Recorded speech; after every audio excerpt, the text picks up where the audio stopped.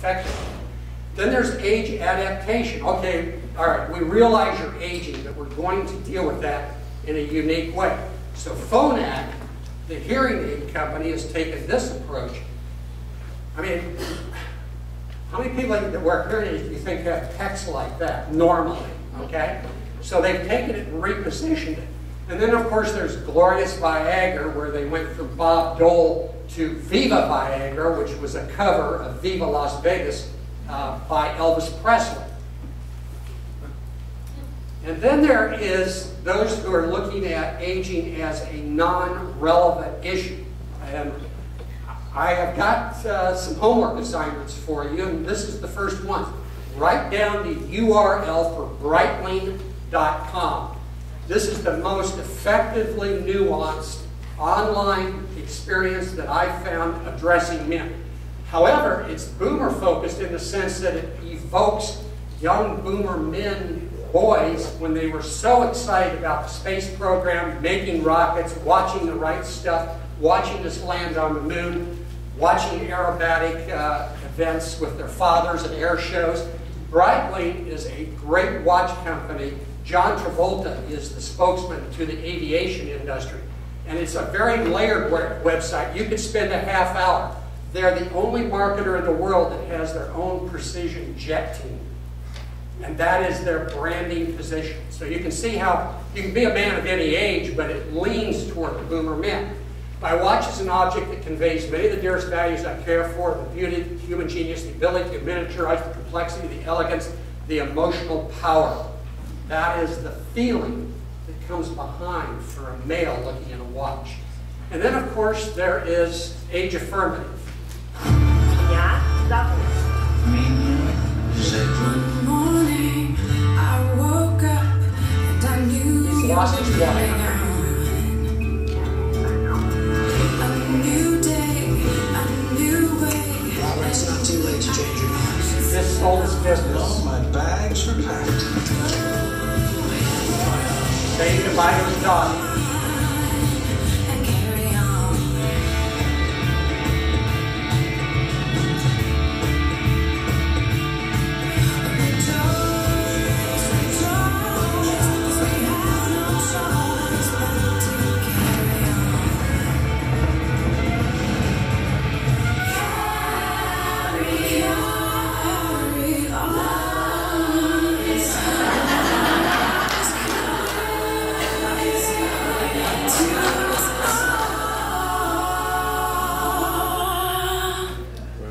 That is a big story, but it is a story that can be told many times in men's lives where they make major transitions.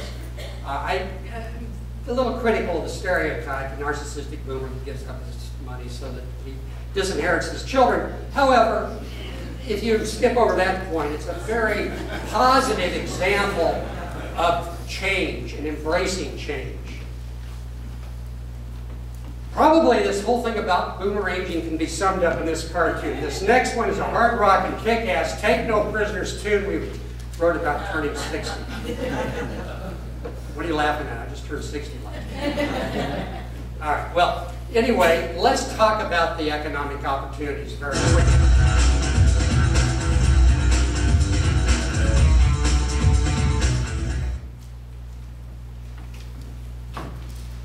The third leg of our stool is the period effect. The changing and evolving environmental events around generation through life. And the period effect certainly includes the Great Recession. Economic impact, Lauren did a good job of discussing that, but the boomer men still have about 35% of the nation's net worth. It's a lot of money. They spend about a quarter of all discretionary household income, and they spend roughly $1.15 trillion a year on goods and services. So there is still a lot of money in this generation. Let's take another look at a data point from the Natural Marketing Institute. I feel the amount of stress has increased because of the economic downturn. Who's going to be more stressed, men or women? Men, raise your hand. Women, raise your hand. Yeah, it's somewhat equally divided. Men are much less stressed out about this economic situation. In fact, I have about 30 or 40 data points showing their willingness to be more free with their money right now. Because of the economic downturn, I have become more of a saver than a spender. So in other words, the baby boomer men are in play if you're thinking about immediate opportunity. So here are the quick opportunities that I'd like you to think about in terms of business opportunities with baby boomer men. One is education. They are flooding community colleges to retrain themselves. They're focused on lifelong learning. They're getting certificates. They're learning specific trades and skills, photography, videography, what have you, how to build a website. And they are very focused and will continue to be on financial retirement planning. Plus, they're much more willing to be self-directed than baby boomer women, according to the research. Engagement. Baby boomer men are going to stay connected to the world around them. And the way they're going to do that is they're going to go out and ski when they haven't skied in years. They're going to buy bicycle equipment. They're going to buy boats. They're going to buy fishing tackle. They are also going to take adventure vacations. And that's been a big deal being filled right now by National Geographic with its expedition programs and Exploritas, the former organization that was designed for older generations.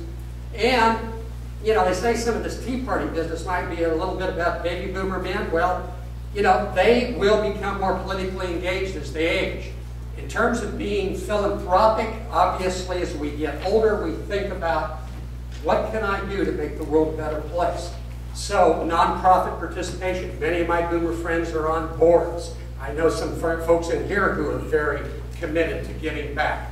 Civic engagement, working in a soup kitchen, helping kids learn how to deal with the wilderness, all of those kinds of things.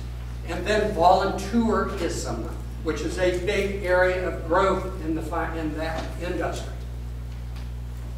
Lifestyles of health and sustainability. Another URL for you to go to is lohas.com. This is a market segment just isolated in the late 1990s. It represents those people that are passionate about spirituality, personal growth and development, natural and organic products, corporate social responsibility, and so forth. And they represent 70% of the entire population. The boomers overrepresented because 21% of boomers, 1/5, can identify themselves as LOHAS. The important thing to understand is that 20% influences the other 80% in terms of mainstream values. Know where LOHAS is going.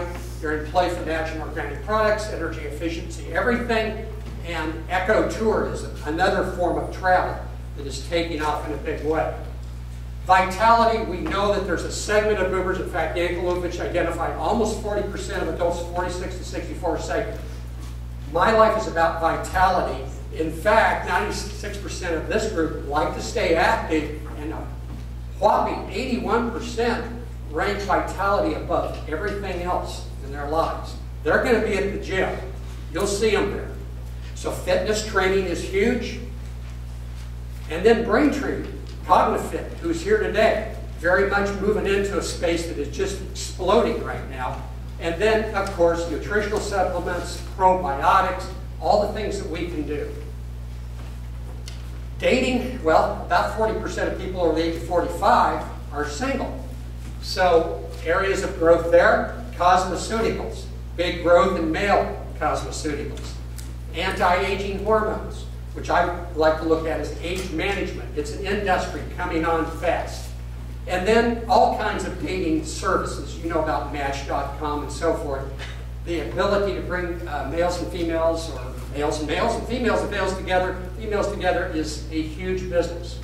Self-care. We know that as we age, we get chronic diseases. We require more and more care. So boomers are going to be focused on that. And the number one concept in that area that I will share with you is compression of morbidity. That is driving everything in healthcare for the boomers. What does that mean? Live a long life, die fast. So how do you live that long life is $1 gazillion worth of business. Medical spas gaining more and more traction, as well as preventative and diagnostic. We're going to have more and more opportunity to monitor and measure ourselves. And there's over 400 anti-aging or age management drugs under development by the pharmaceutical companies right now. let's look at one brilliant ad that kind of takes a look at the cohort effect, the age effect, and the period effect, and puts it all together. I've seen beautiful things.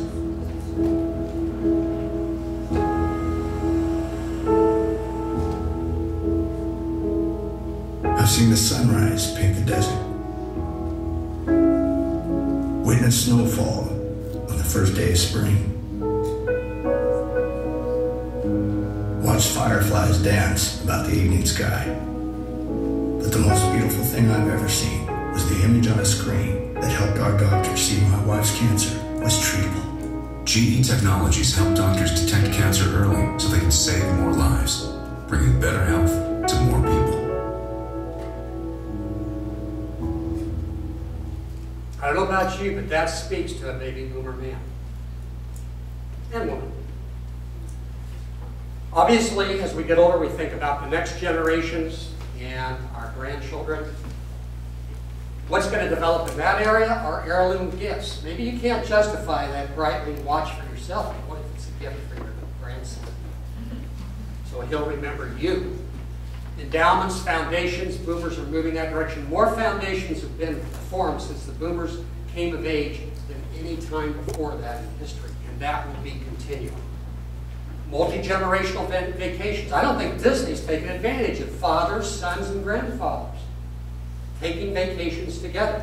It's a huge opportunity they should be looking at. Reinvention, well, that's the point of our conference, and we know that that's going to lead to a huge development in selling franchises, and I know that Florida spawns a lot of franchises, web-based businesses of all kind. I don't know how many baby boomers. One of them is in this room, has done a great job in 18 months, Martin, in terms of using web-based businesses to create opportunity. And then business brokering. For every boomer that's selling a business, there's probably another boomer ready to buy that business. So it's huge too. And then, of course, and finally, spirituality. We know that there's going to be a big growth in spiritual retreats, all kinds of books, DVDs. I'm on the board of directors of Gary Zukav. He's coming out with a book this month called Spiritual Partnerships.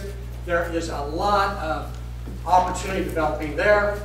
Hospice and end of life. I don't know if you know this, but the largest hospice in the United States is right here, the Suncoast Hospice, and they're changing the end of life, really in terms of how we address it, with the boomers moving through that stage with their parents now. Now, I put this item here, psilocybin. I don't know if you remember those things called magic mushrooms, but Johns Hopkins University, in the New York Times, there was an article this week, Johns Hopkins University has isolated the drug. They have been able to demonstrate that it helps people deal with the dread, the anxiety, the fear of dying. In fact, people that have done it had some of the most profound spiritual experiences in their life. So maybe hospices will be administering that. But, you know, if all else fails, you do not know what to do with your business future, grow shrooms in your basement.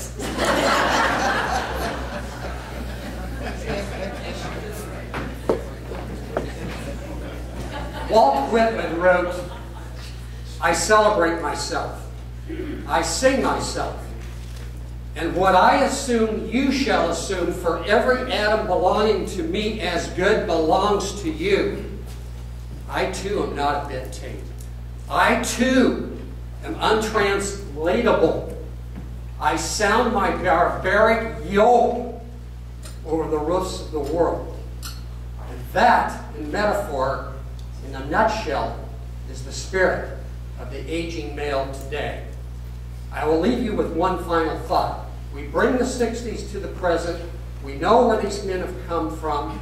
Where are they going in the future? Here's one thought.